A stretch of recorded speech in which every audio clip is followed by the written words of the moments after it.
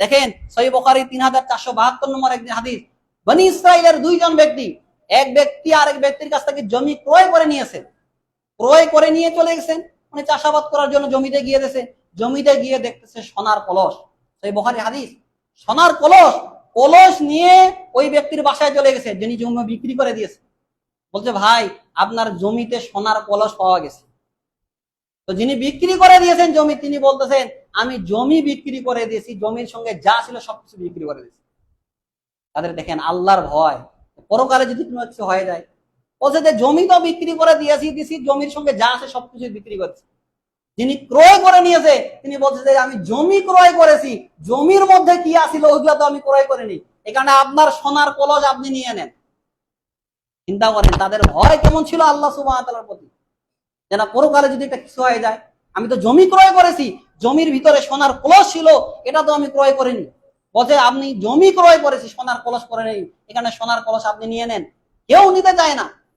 আপনি চিন্তা করেন, আর আজকে রাস্তায় যদি 10,000 টাকা পড়ে যায়, দৌড়াদৌড়ি লাগে যাবে যে কে আগে টাকা উঠিয়ে নিয়ে যাবে, এরকম একটা অবস্থা না?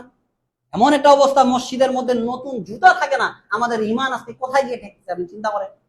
নতুন জুতা ধরে ভিতরে আসতে হয় মসজিদের ভিতরে। চিন্তা করেন যদি ইমান এইরকম থাকতো, জুতার পরে থাকতো বাইরে, কেউ নিয়ে যাইতো না, মাস কি মাস পরে থাকবে, যার জুতা আসে সে নিয়ে যাবে, তাই না? দেখেন আজকে ভালো এক জোড়া জুতা নিয়ে আসলে দেখবেন ওই জুতা থাকে না। ওই মুসল্লিদের মধ্যে চোর আসে, ওর টার্গেট আছে যে কখন সালাত আদায় করা হবে, জুতা ধরে আমি টান মারবো। এইরকম ইমান আজকে আমাদের। উনি কি বলতেছে, ভাই আমি জমি বিক্রি করেছি, জমির মধ্যে যা সবকিছু বিক্রি করে দিচ্ছি। দুইজনে তোর চলে গেছে আমিরের কাছে, গিয়ে বলছে যে এইরকম একটা অবস্থা। বলছে আচ্ছা তোমাদের কি ছেলে মেয়ে আছে? হ্যাঁ আছে। বলছে ঠিক আছে, বলছে আমার একটা ছেলে আছে। তিনি করে বলছেন, বলছে আমার একটা মেয়ে আছে। তাহলে বলছে যে তাদের মধ্যে বিবাহ দিয়ে দাও, তাদের বিবাহে টাকা খরচা করো, বাকি টাকা তাদের মধ্যে দিয়ে দাও। দেখছেন তাদের ইমান কেমন ছিল? সাহাবায়ে কেরামদের ইমান এইরকম ছিল। ওসমান রাদিয়াল্লাহু আনহু যখন কবরে যাইতেন, তার চোখ দিয়ে ঝরঝর করে পানি বের হইতো।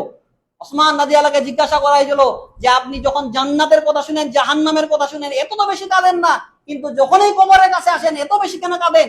ওসমান রাদিয়াল্লাহু বলেন আমি রাসূলের কাছে শুনেছি কবর হচ্ছে মানুষের প্রথম মঞ্জিল, এই জায়গা যদি পাশ হয়ে যায়, এইটা যদি ঠিক হয়ে যায়, তাহলে হাসর, বিচারের মাঠ, পুলসিরাত সবকিছু ঠিকঠাক হয়ে যাবে।